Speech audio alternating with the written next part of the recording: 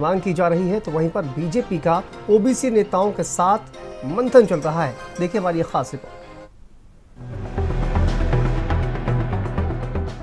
दिल्ली में बीजेपी का मेगा मंथन हो रहा है। यह मंथन 24 की जीत के लिए हो रहा है।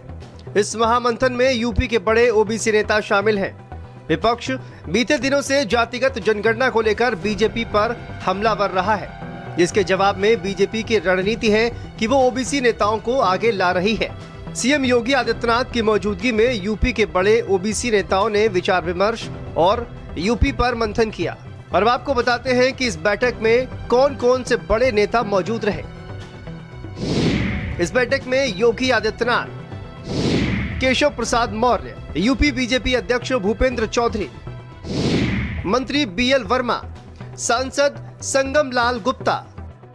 दिल्ली की कुर्सी का रास्ता यूपी से होकर जाता है।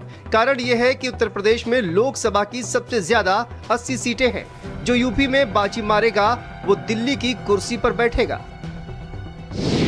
बीजेपी मुख्यालय में 2024 पर मंथन, ओबीसी नेताओं के साथ बनी रणनीति।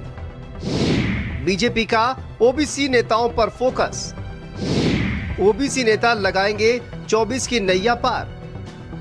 देश में सबसे ज्यादा पिछड़े वर्ग की आबादी है, वहीं उत्तर प्रदेश में भी पिछड़ा वर्ग के लोग अच्छी खासी तादाद में हैं। ऐसे में यह स्वाभाविक है कि राजनीतिक दल पिछले वर्ग को लुभाने में कोई कोर कसर नहीं छोड़ना चाहते हैं। जहां विपक्ष जातिगत जनगणना की मांग कर पिछड़ों का हितैषी बनने की कोशिश कर रहा है, तो वहीं बीजेपी पिछड़ा वर्ग के नेताओं को आगे लाकर विपक्ष के चक्रव्यूह को तोड़ने की रणनीति पहले ही बना रही है।